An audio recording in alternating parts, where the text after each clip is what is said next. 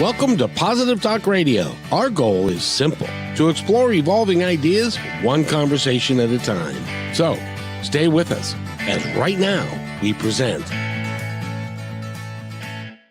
Are you a former ball player? Do you remember what it was like to have that special lingo that you would use and only ball players used it and things? We've got a coach with us today, a coach, a mentor, somebody and an author, and does some really cool things. And with both as a coach, where she was a Division One a women's basketball coach, and Division One is a big deal, by the way, if you don't know. And she's also an author, and she's uh, really works with people who really care about her, and she cares about them, and really does some great things with them. And her name is Julia Weaver, and she is right there. Julia, how are you today? Hello, I'm doing great. How are you? I'm dandy, thank you. And you just moved to a new place. I live at the beach now. I love it. Oh, very good. Now, are you a snorkelist? Do you snorkel or scuba dive or any of that?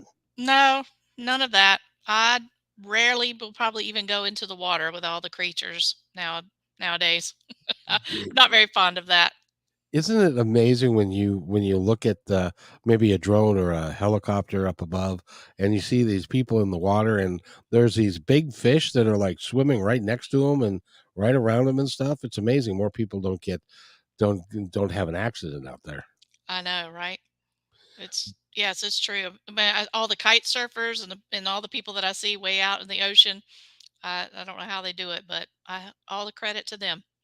Well, just wear your number 50 sunscreen and go relax on the beach and enjoy them That's what I'm talking about. with a good book. Um, Absolutely. Speaking of good books, you've got a good book out that's been out just a little while. Tell us about it. I have, yes. I published in March of this year, so 22, not too many months ago. And it's called Hoop Speak. So you spoke of that earlier about lingo and language of the language of basketball. And so I took the language of basketball to explain leadership concepts. So I actually like to call it a leadership book with a basketball twist. That's with a leadership plot twist. That's how I have explained it to people in the past. And it's really a fundamental book. It's really for new leaders. Even veteran leaders will certainly find information in it, but it's a lot for new leaders to just get the fundamentals of leadership and leading and begin to develop their own strategy. So the subtitle is the X's and O's of leading through the language of basketball. So it's basically a guide, if you will. Well, and I'll tell you, leadership is something that very, very rarely is inherited or you just have it. It is a skill that, like anything else, it's a major skill that you need to learn and to be a good leader to get the results that you're looking for your organization and for the people that you're working with. And Absolutely. it's hard to be. It's Do you find that not everybody's cut out to be a leader? I believe that for sure. That I think people get put into positions a lot of times because they're high performers and they're not necessarily understanding the role of the leader and how to go from a peer, to a supervisor. And so there's a lot of challenges with that. And I think it takes a lot of letting go of your ego to be a great leader. I mean, I'll just be honest. And there's a lot of skills, like you said. There's so many skills, empathy and emotional intelligence and influence. There's just so many skills that a leader needs to be successful. I'm constantly amazed that corporations or large companies will promote people because they've been, as an example, in my world, they were a great salesman. Hmm. And so they say, hey, he's a great salesman. He should be able to be a sales manager and Hmm. manage other salesmen and do that. But I find that most of the time, people that are great salesmen, I have a natural gift for it, and they don't necessarily understand how complicated it is, and to teach it to somebody. That's a bit of a problem for some folks, isn't it? Absolutely. And I'll go back to my basketball days, and I even believe that not the best players always make the best coaches. I think some of the people that are role players, or even sit on the bench, learn the game a lot more in depth, and it doesn't come so easily to them, and as far as their skill. And so I really believe that people that are not the best players can make really good coaches, honestly. Not saying that great players have not become great coaches. I'm not saying that at all. It's just, it's the same thing in leadership too, that not your best performers are always going to make the best leaders. And it's a wholly completely different mindset. And I really appreciate you putting it into really basic terms with the hoop speaks. Now, what are some of the terms that you use in the book to describe the development or being a great leader? Mm, that's a great question. I have lots of terms in there as far as basketball terms. I can relate them to, thinking about if you are on let's say you're on a big project. So you're in a leadership position, and you're on a big project, and your team is not doing well. They're weary, they're tired, and you need to call a timeout, just like you would if you were watching your players run down the court, and you're seeing that they're not functioning right. They're not running the plays. You're calling a timeout. So what do you do in a timeout? You get people together, you refocus, and then you go back out there, and you perform. And maybe you need to run a full court press. What is a full court press? Well, that's all hands on deck. There's a situation that I have in my book where a Fortune 500 company needed to call a for, call a full court press. Good gracious, I can't speak. Full court press. Say that 3 times fast, right? Because of 9/11. They had to get all hands on deck, and so I would relate that to a full court press, that they needed to turn defense into offense. They were winning on the defensive, and they were behind, and they needed to put a full court press on so that they could get back on offense. Those are just a couple of terms. Thinking about things that you may do as a leader, and thinking about fouls. Your couple of fouls, personal fouls, technical fouls, flagrant fouls. Of course, there are going to be probably fouls that you may create when you're training, coaching, leading people. But I always encourage you, especially in this book, to stay away from the flagrant fouls. Um, you know, Definitely stay away from those. Those can be detrimental to you and your team. Well, and correct me if I'm wrong, but Mm, there's a certain style where you solicit the help and get everybody, organized in the same. It's very much like a basketball team where you've got 5 players, mhm, and I heard one time, a long time ago, um, a player by the name of Spencer Haywood was playing for my beloved Sonics, who have now left town, and I don't know if you remember that name or not, but I don't. um, he was a power forward, and he was a very gifted shooter, and after the game was over, they lost this particular game. He scored 30 points, and they were interviewing a member for the other team, and they said, "Well, we don't worry about him because he's going to get his points. Our Mm, job is to keep everybody else from getting their points, and then mhm, we will win." And that's exactly what they did, because they worked as a team to and they had a clear, concise goal of what they were going to do. And so they achieved that goal because they worked together at it rather mhm. than it being a one man show. I'm, going to score my 30 points, and the rest of you guys are going to have to figure it out. So that's an important aspect of leadership, isn't it? Absolutely. Absolutely.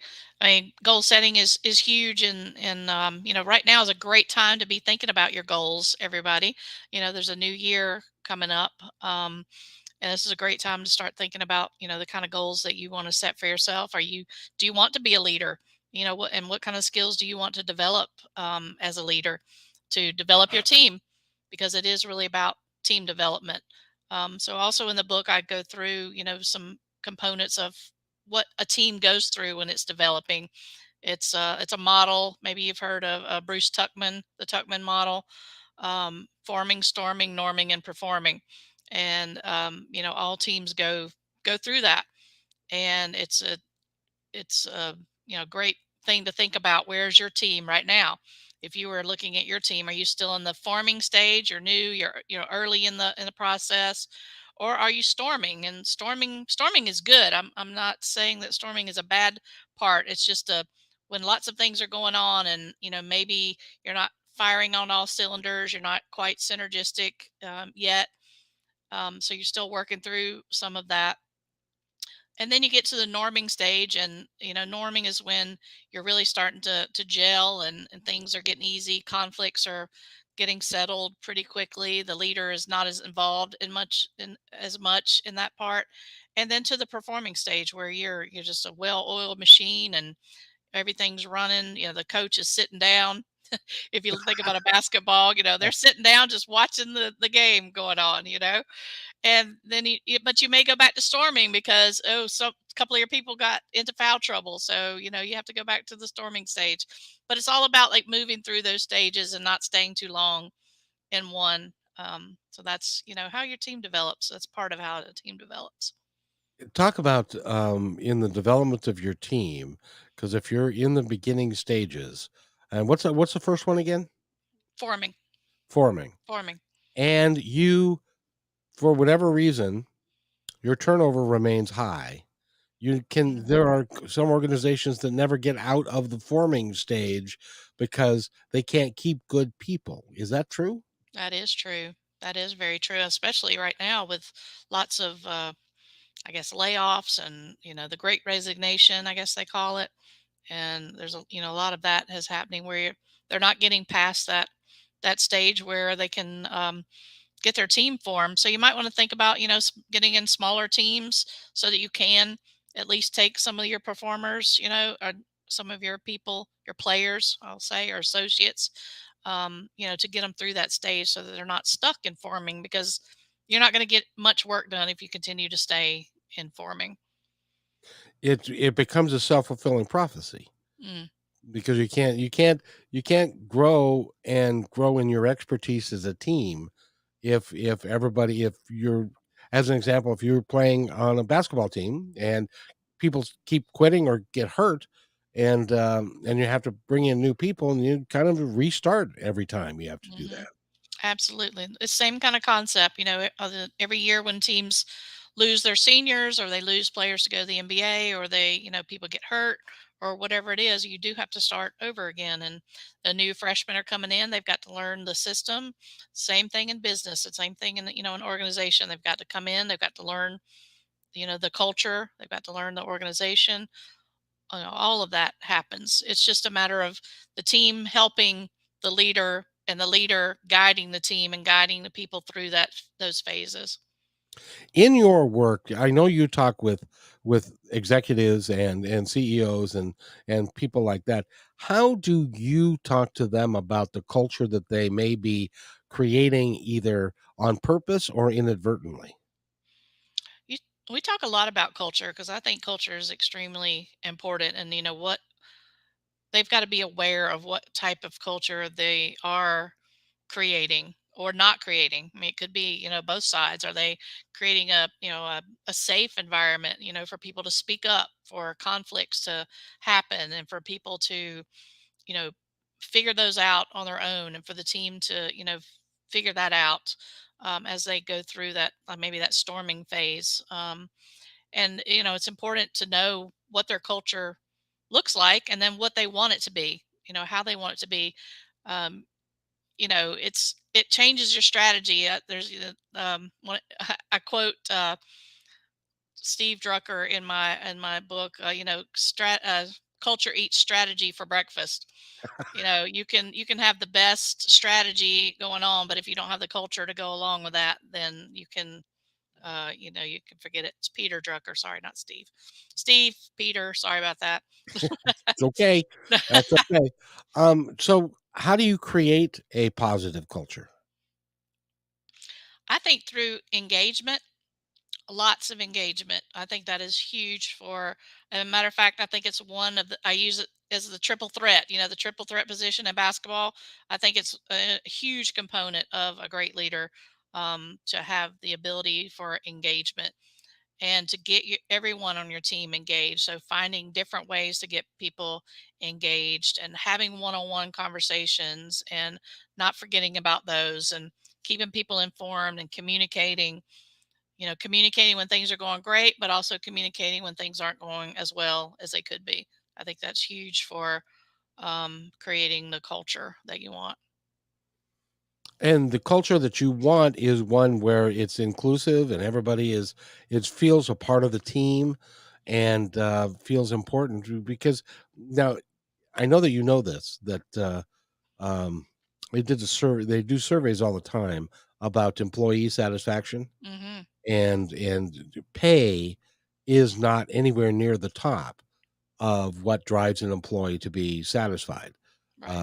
Like inclusiveness, being part of the team, feeling like they're making a difference, all of those things, those are emotional things rather than going to and getting your paycheck every other Tuesday or whatever it is. Absolutely. Yeah. So yeah, benefits and pay are not at the top. Having a good manager is at the top, or having a good leader is definitely up there.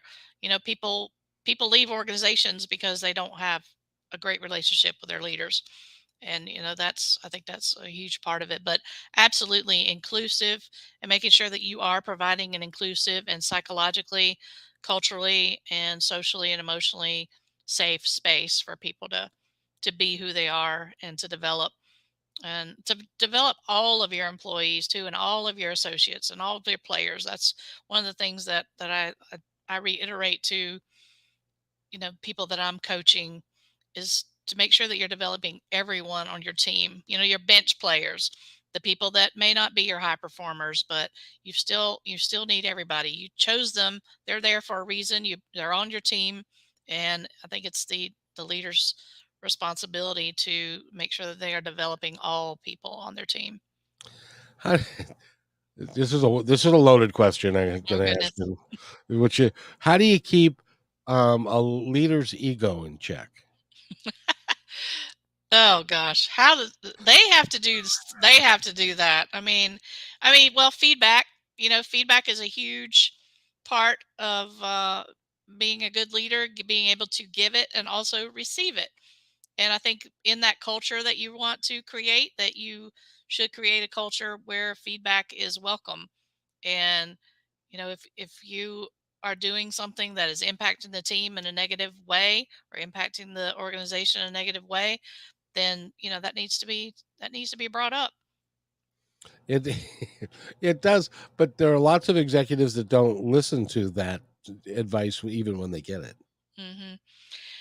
Well, there's ways you can deliver feedback, and I think the best one is to really be specific about what behavior they're doing, how it's impacting either you as a person, the employee, or the organization. And you can say it over and over again, and people leave organizations too because it's not safe, or it's not for them, and that happens. Yes, indeed. Do you ever encourage senior managers to actually learn where the lunchroom is and To to go learn. learn where the lunchroom is so that they can go visit it from time to time? Because because it seems to me that the best way for people to recognize that we're all just people and we're all trying to do the best we can is to sit down and have lunch with people or when they're in their off time and to take some of the that criticism because there are companies that have got to that everybody's got a employee suggestion box. Hmm. Have you ever been with a company? I have that has an employee suggestion box that whether they want to or not, it gets emptied twice a year. Probably so. Yeah, I guess so. Yeah, I And hope they've read some of them and take some of them to heart. most of the time, if they Yeah, get emptied twice a year, yeah. it's because some secretary did it and they just get dumped. But and that doesn't breed a good culture. Not if they're not. If the suggestion box is full, there's feedback right there. It shouldn't be full, and all those things that they're talking about in there should not be a surprise when they open it. If you've got a culture of a quality culture that you're really trying to create at your organization or your team or your business, whatever, how big or small it is. Do you ever get pushback when an employer will say, "No, we don't need to create a culture here. They just need to do their job," Oh and to yeah, come how why is that? Why do all the people time, because it's about the metrics, it's about the money, the ROI, all of that. And so a lot of times leaders don't think about the people, that the human capital that they have. They're just thinking about their capital gains and their capital assets, um, and they're not going to be as successful as the ones who are caring about the people and the capital gains and the capital assets. If they don't take time to develop their people, they're not going to be successful. doesn't that go hand in hand? It Uh, does. and you can develop quite an organization, and if you do it right, and you can keep your turnover down, and then your training costs are lower, then the performance level is higher, and it becomes more productive, and you can make more money that way. But why is it that some people have a tough time? Do they not see it, or do they just don't know how to implement it? I don't know. It could be a little bit of both. Actually, that's in my book too. You just used a basketball term, a turnover. Yes. Oh A yeah, there you turnover. are. Yeah, a turnover. You need to. At the very last sentence in one of my paragraphs, there is, you need to ask the hard question: why are people leaving? Why are people leaving? And I think more importantly, and also why are they staying? What is important to them that makes people stay? And then, of course, the important, if you're having a lot of turnover, you really need to investigate what is going on, and are you as a leader part of that issue? And that's, a hard question to ask. We seem to have had an epiphany in the last year and a half of people because there's COVID and we kind of shut down. And then as we came out of it, a lot of people had gotten used to working out of their home or had done other things, and they didn't want to go back to the way things were. Isn't that why we had the great resignation?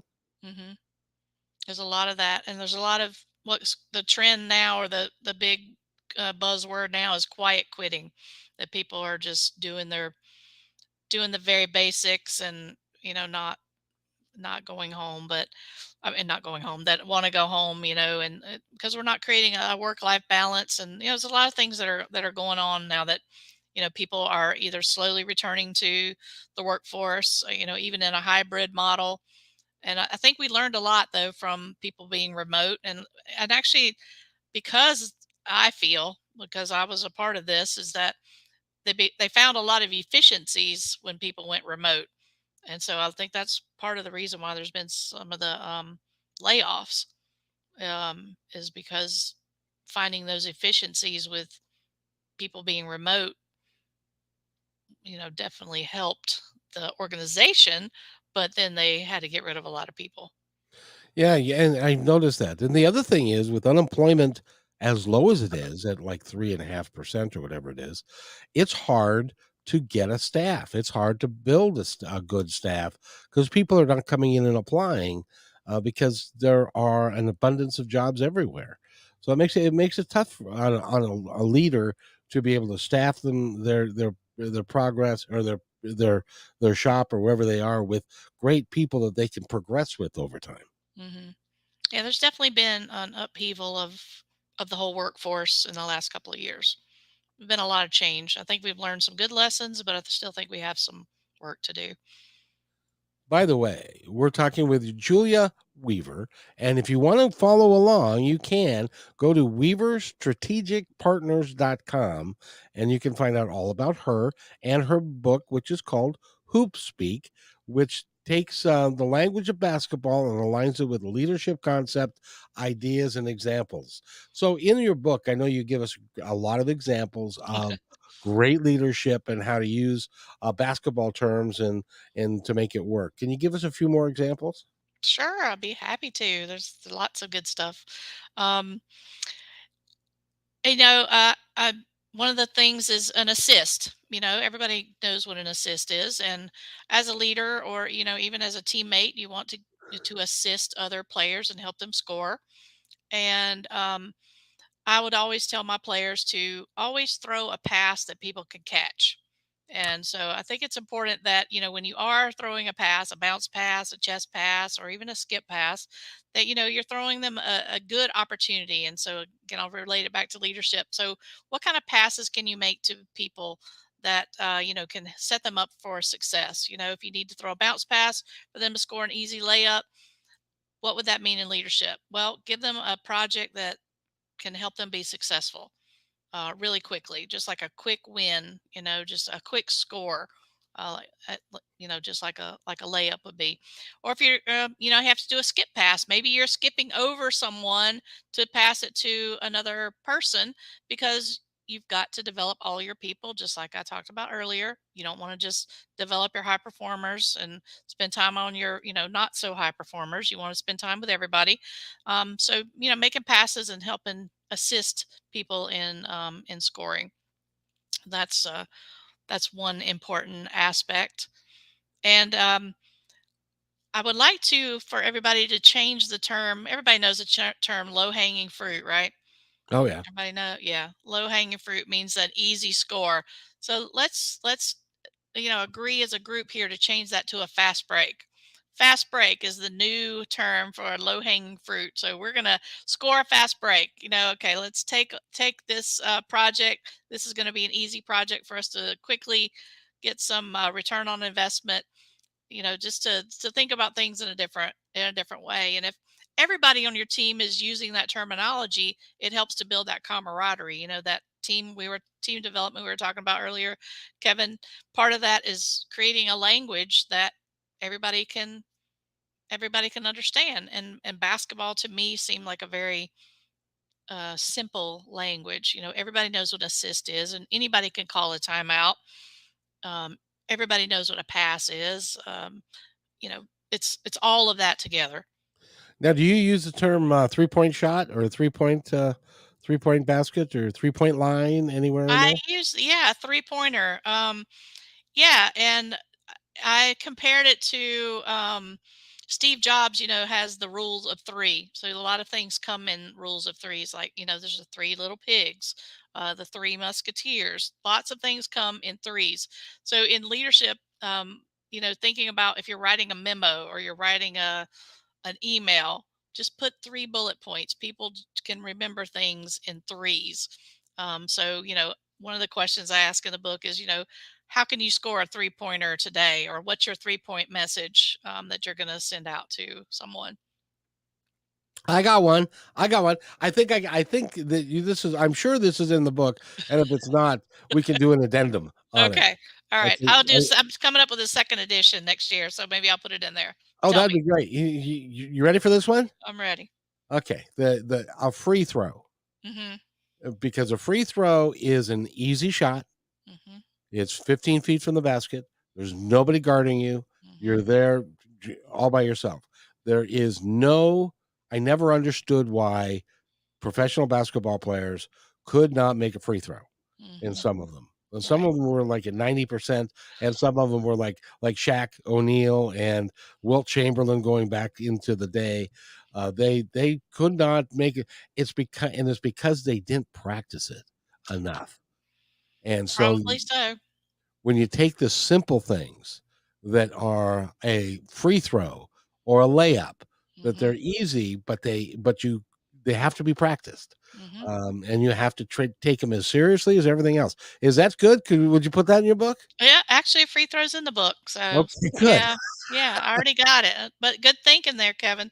Yeah, a free throw is kind of like a layup. How do you set someone up for a free throw? And part of the free throw is the building a routine. So I know that, my routine when I was standing at the line was, flip the ball over, bounce it three times, flip it again. And that was so you get yourself into a mindset. So that's how I compare the 3 point, I'm sorry, the free throw. And setting someone up for a free throw too is giving them a free shot. And even if they miss it, it's okay. You still set them up. They still had an opportunity, and maybe they'll get another opportunity. But I like how you're thinking, Kevin. and hopefully you can help them score, which Absolutely. which is why I really like the concept of the assist, Hmm. because a great leader doesn't care who gets the credit. Right.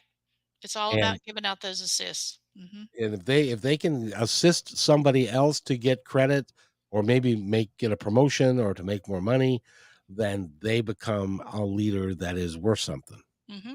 Hmm. Yeah, I think the best leaders create more leaders. And I think that's the ultimate test to being a great leader is how many leaders are, you know, and I'm going to say leaving your organization to become other leaders because there's that ego again that, we think that we have to keep everybody, but I think you create leaders and, they go on and do good things. It amazes me that there are leaders that they find a really good, diamond in the rough, and then they take that diamond and they polish it, Hmm. and they create it and make it a really, really shiny piece. And Hmm. then they expect it to stay happy with a secondary role because you created this shiny piece, but now they want to be you and to go create their own shiny pieces. Absolutely. And That's but when you have to let them go. It's okay if they even leave the organization. You have to let them go. It's just like in coaching, a head coach, an assistant coach. An assistant coach aspires and learns to be probably wants to go on and be a head coach somewhere. They just learn everything they can learn from those coaches. did you ever run across an assistant coach that basically said, "No, I'm real happy being an assistant coach, and I really don't I have. want." Have you are they as effective as an assistant as somebody who's motivated to become a head coach? Actually, the person I'm thinking of is probably better than the head coach, but just aspired to not take the wanted the responsibility of being the head coach, The if that makes slings and sense. arrows of having your name on the door brings its share of slings and arrows. Yeah, but just preferred that, behind the scenes, but knew the game better than anybody else and, you know, if they took over the program or took over the game, they would be great. It's just a matter of, just didn't want that ultimate responsibility, I guess. And And that's those okay. and those people in your organization are vital. Mhm. Because if the especially mid management and that kind of stuff, if they're happy with where they're at and don't want to be in the boardroom with the big guy, and then they enjoy their job, then they can become very productive people. Absolutely. You can just find other ways to develop them, give them, maybe they want to develop a different skill, just developing more breadth, I guess, instead of depth and, going to hierarchy.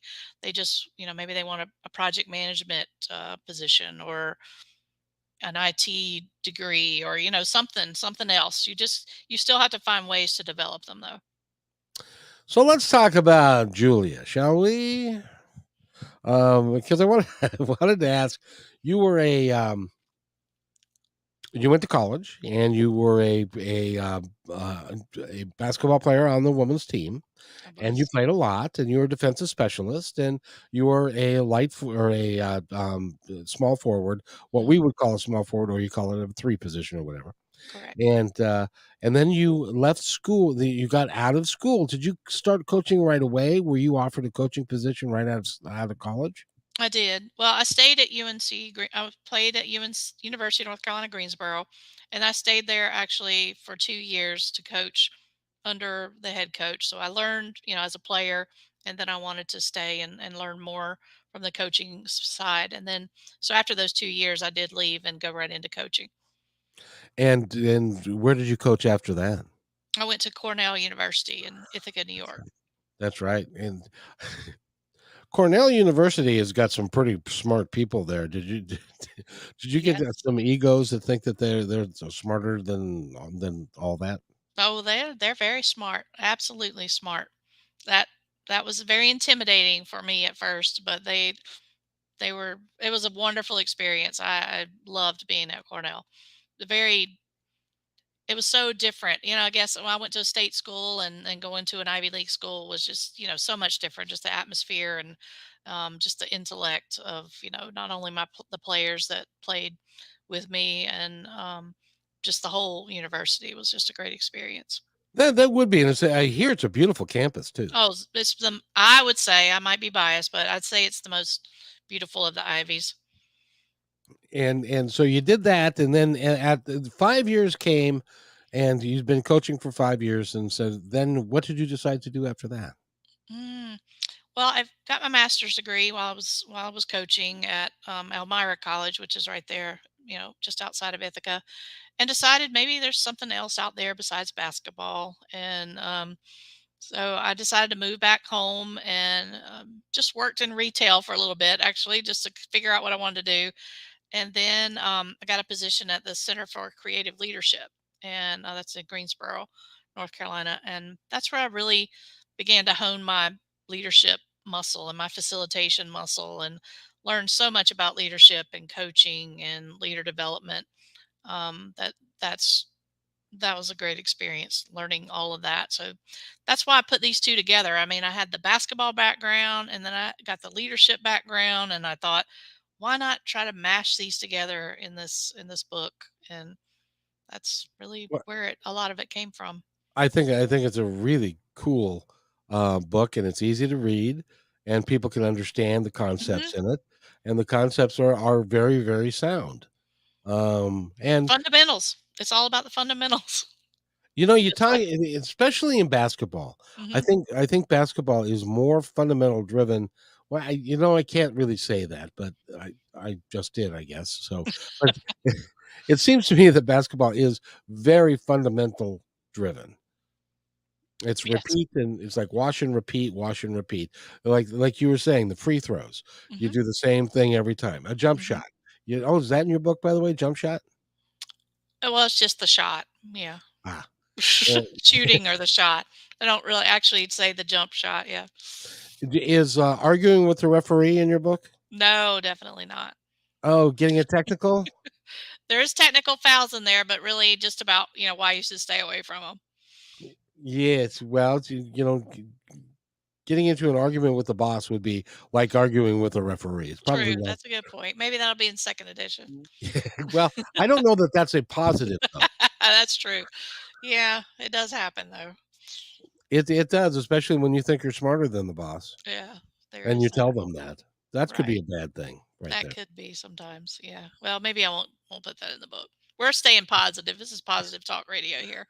Exactly, exactly. So now let me ask you, you've written this book, and are you got a second one coming, and are you doing coaching and mentoring for corporations and that sort of thing? I do. My Weaver Strategic Partners is my coaching business, so I do coach leaders. Do facilitation of different types of training, different I guess programs, and I also am developing some programs out of HoopSpeak, where HoopSpeak would be the book that they get. And then within that we would have some training around that and start helping leaders develop their own X's and O's. That's really the premise of it, developing your own strategy for becoming a leader. Now, what does a facilitator do? I've heard the term, and I know kinda, I think, but what in your world, what does a Mhm. facilitator do? Well, there's a couple of things. I can facilitate, like, if you, like, let's say for your radio show, if you got your people together and you wanted to have a strategic planning session, but you didn't want one of you to lead it because you would be biased, or you would, not be able to handle the conflicts or whatever, that would be something that you might call in an outsider to do. So that would be something that I could do to help with strategic planning, help with team development. You have a new team and you want somebody to come in. Again, you don't want to. You want somebody else to come in, an outsider, to give some advice Unbiased and feedback. unbiased. And then there's also the facilitation side of an actual training program where you would, like, let's say I had a course on emotional intelligence. So I would facilitate that for people that were in my class or in my Zoom class or whatever. I'm the asking questions and promoting learning and putting people in groups and all of that. What is that? You just said it. What intelligence? Emotional intelligence. Yeah. What is emotional intelligence? Oh gosh, we could spend like 2 or 3 hours on that. I know. Well, There are books written about that. there Well, are I think libraries written about that. the emotional intelligence it was broken down into four different components, and but I think one of the most important ones is self awareness, and that's part of knowing what emotions drive you, how you are, how you interpret your own emotions and the emotions of others. So I think that's important for a leader to be able to do as well, to channel their own emotions, know their triggers, but also on the other side is knowing what triggers others. And I think a highly a highly qualified or a high level person with high emotional intelligence is going to be successful, especially as a leader. I have the toughest time with people who say, this is just how I am. And I know that I this about myself and my that this is what triggers me or that's what triggers me and if somebody who is younger than me tells me what to do or what and they say they understand their own emotional intelligence, but they don't because if it was counterproductive, wouldn't they change it? Hmm. Oh, well, they probably aren't as self aware as they think they are. Taking an emotional intelligence assessment might help them gauge where they are in that process, because it's not just about self-awareness, it's about managing those emotions. So when you have those emotions, how do you manage them? How do you manage those stressors? It's about relationship building, it's about social awareness. Social awareness is probably one of my favorites. It's like walking into a room and having really exciting news, but everybody there is blah, because they just heard something about layoffs or something, but you're excited because you got some new news. And if you're not reading the room, you're going to have a hard time convincing those people that we've got something exciting going on, because they've got blah on their minds. And so I think social awareness is like one of my favorites. That would be important. Yes. If you if you walk in and say, "We got this and new contract," and everybody's like, especially if like everybody's talking about that contract, saying, Hmm. "Oh man, did we screw up? We've got this contract that's going to be terrible for us, Hmm. and it's going Yeah, to be hard." And then the leader comes in and says, "Look at this contract that we got. It's going to be so exciting." It's hard to get people on board that way. absolutely. So you've got to be aware of what's going on in your with your team, and and that's going to take communication, that's going to take engagement. So all of those things that we've been talking about as far as developing as a leader. And asking their opinion. I found that when I would ask somebody their opinion, that raised their position in their mind with us because hey, he's interested in my opinion. Hmm. Um, Absolutely. because a lot, Yes. yeah, because a I lot. mean, Oh, go ahead. no, I was just gonna say you want people on your team that are different from you, so they're gonna have different perspectives. That you want people that complement, the team. So you brought them on because they probably have some knowledge or experience that you need. So asking their opinions and asking their ideas and trying to get their information from them is a great idea.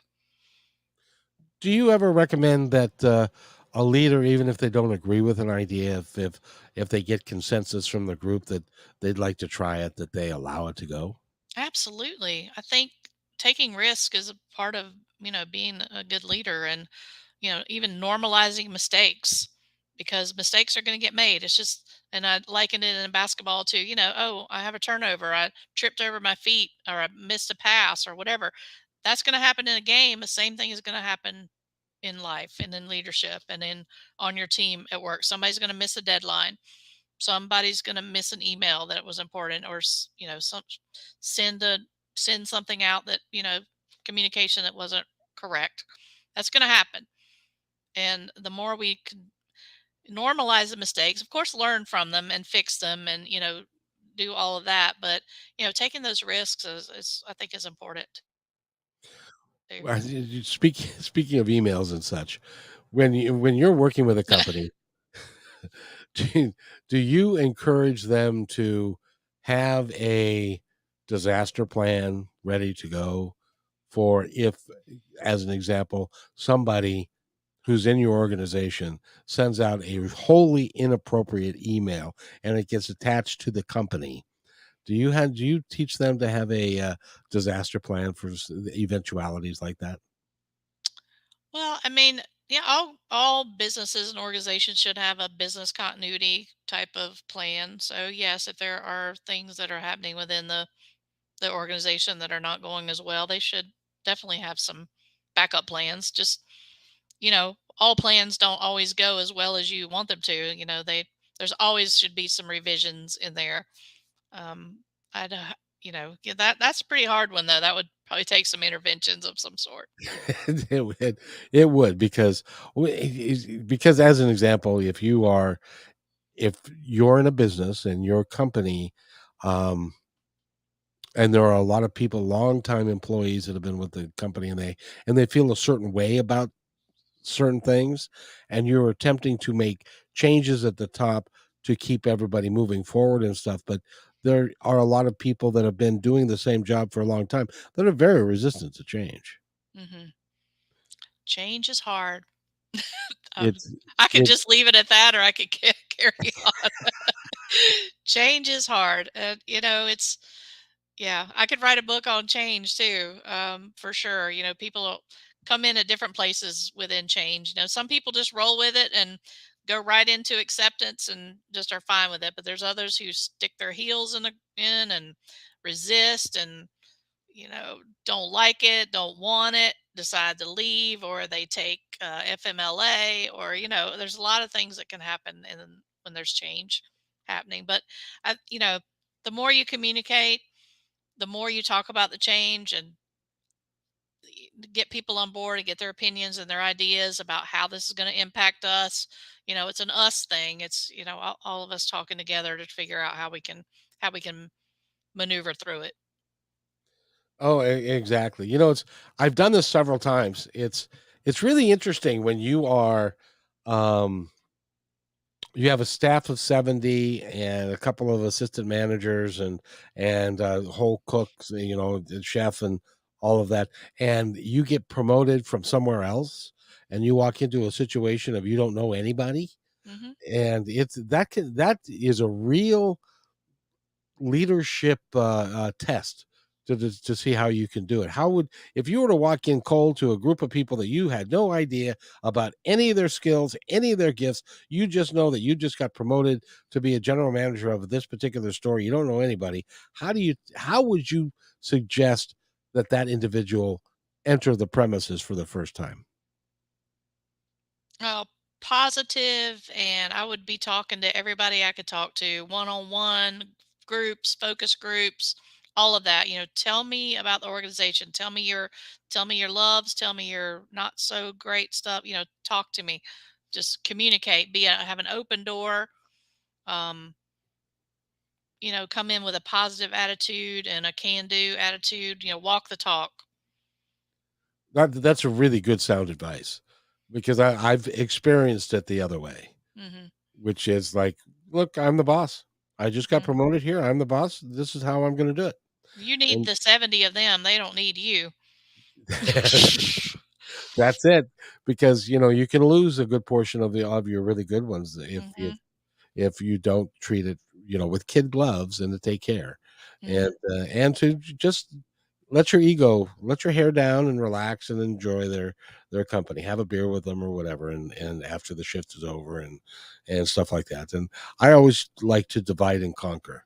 If you got a bunch of folks that are against you, pick some key people that you want to form an alliance with that will then have sway over the others. Does that make sense? You sound like Survivor. Yeah. Hey, I've been in the restaurant business. There is very little difference between Survivor and being in the restaurant business, I'll tell you. That's funny. Yeah, I mean, definitely come in with definitely a positive attitude, and and socializing, and having celebrate the successes, celebrate the wins, and the losses. Learn from the losses. You're going to have just as many losses as you're going to have wins sometimes, but hopefully the wins will outweigh. But yeah, I think you learn a lot from your losses, just as much as you learn from your wins. Oh, I couldn't agree more. I couldn't agree more. And by the way, Julia Weaver has been our guest today. And let's go over your information again so that people can go get Hoop Speak. And the X's and the O's of leading through language, the language of basketball, because we all love basketball. It's one of the national pastimes. So that's I great. think it is. Yes. Yes. Well, you can find it at your favorite bookstore. If you support a local independent bookstore, they can order it. You can find it on Amazon. You can find it at Barnes and Noble. There's a Kindle version or a PDF version. You can also find it on my website, which is weaverstrategicpartners.com. And yeah, and then of course I do have a coaching and consulting business, weaverstrategicpartners.com. You can find me there. More information. We could set up a discovery call, or you can email me and we can talk. You're a big time author. You'll accept emails? I will. Oh, good. Absolutely. That's really cool, and it's great to have you here. And you'll have to come back. And when your second book, are you starting on your second book yet? I've got some ideas. I'm going to do a second edition of Hoop Speak though, because I've come up with a few things that I feel like I need to add in this, and then I've got to come up with a totally different kind of, not a totally different concept, but just something a little different. Well, I'm glad you will. And Thank you. Yeah. I love I could sit here and talk about leadership all day because I think it's a art form that is not people don't understand how much of an art form it actually is maybe what I'm trying to say. Mm. Because a good leader is like gold, and but they're hard to find. Hmm. Well, I So think it's something you need to, you have to develop. You have to decide that you want to be a good leader, and then, start to develop that strategy. Learn all you can, and read all you can, and get as much, resources and people. Learn from people. Learn from all your mentors and everyone who you can learn from. I think what you need to do is to call you. Well, there you go. You can call me too. Julia, we're coming to the end of our time together, so I want to give you the opportunity to tell our audience anything that you would like them to know, the ones that are listening now or the ones that will be listening to this podcast in the future. Hmm. Wow. What do you mean? Like, what about anything, anything and everything? Anything that's on your it's anything that's in your heart that's on your mind that you would like to share with folks. Well, I was excited to be on this positive talk radio because I believe that, positivity is huge in creating, the kind of leader that you want to be, whether that's, a basketball coach. I mean, this book is great for aspiring coaches, because it does have the basketball part in it, but it also has the leadership. So if you're an aspiring coach and, you want some leadership tips, some fundamentals of leadership, certainly to, get the book. I've got journal pages in here. So I ask a lot of questions. It's divided up into different quarters. So you can, write start developing your, like I said, your X's and O's, your strategy for becoming the best leader that you want to. And I don't know that I mean, I guess I'll end with this, but one of my former players at Cornell, talked to me or gave me the story about, always touch the line. Like, she never could understand why you'd run all the way down the court and then you'd miss it by like 2 or 3 inches and wouldn't touch the line. So I guess I would encourage you as a leader to always touch the line. I have a quick story about that. Can I tell this? Sure, it's your show.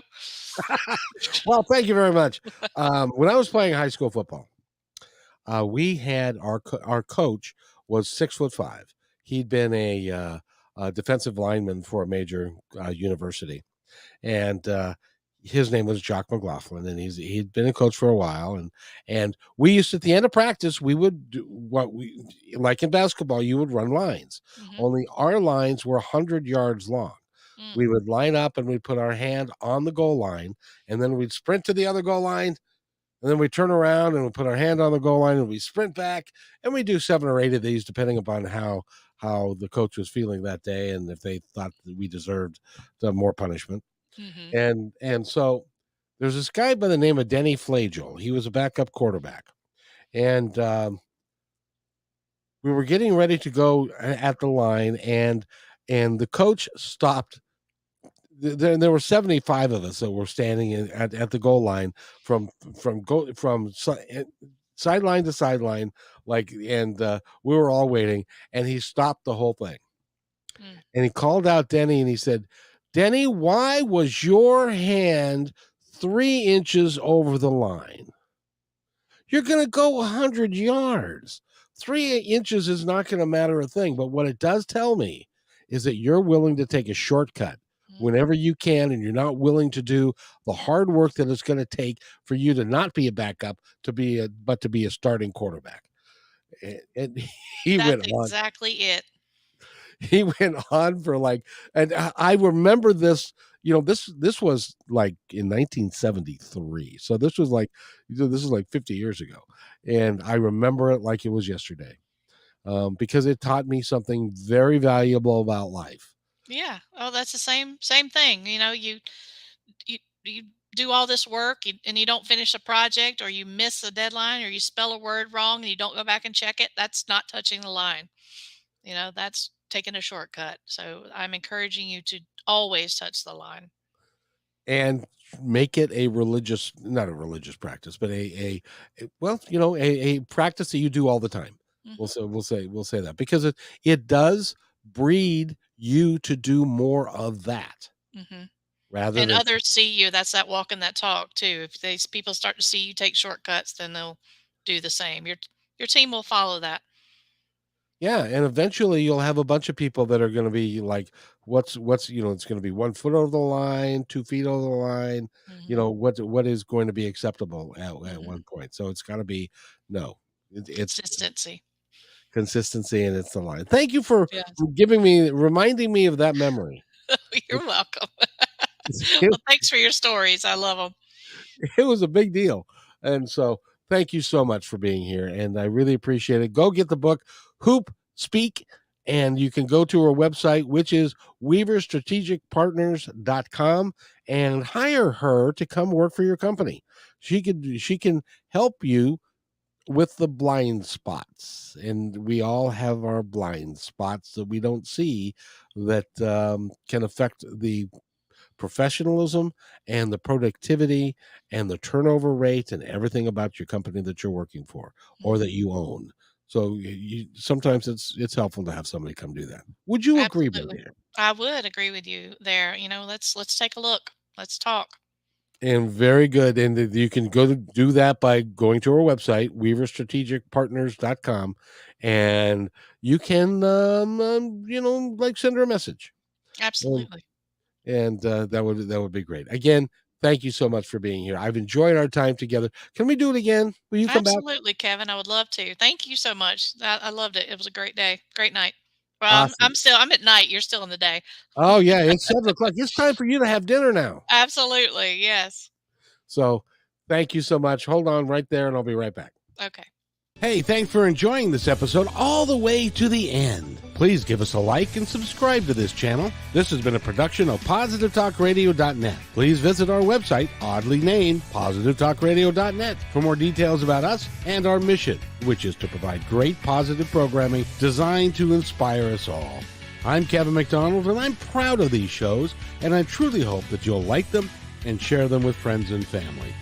So on behalf of our entire team, remember, be kind to one another, because